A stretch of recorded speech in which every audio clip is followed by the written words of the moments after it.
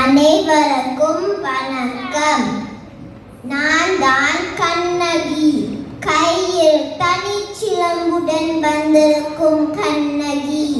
மதுரை பாண்டியா, உன் அவசர தீர்ப்புக்கு ஆளாகி கொலையுண்டு கோவலனின் மனைவி கண்ணகி நான்.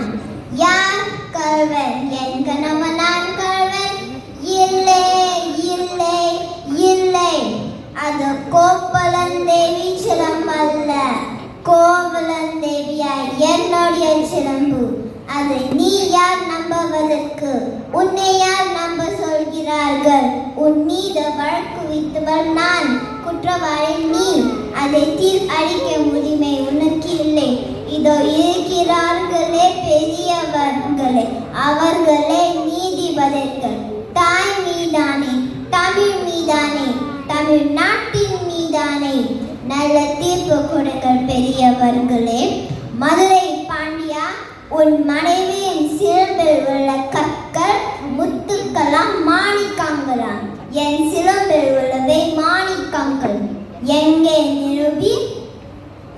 அடுத்த சிலம்பு அது மாணிக்கங்கள் அல்லனா மாணிக்கங்கள், இரத்த துளிகள்.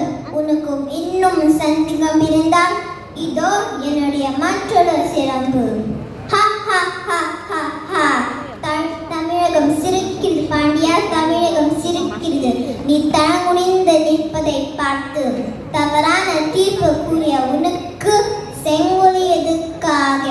மணிமுடி எதுக்காக? வெண்குற்ற குடை எதுக்காக?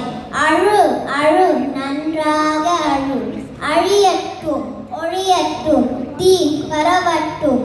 மதுரையே அழிந்து விடு, அழிந்து விடு.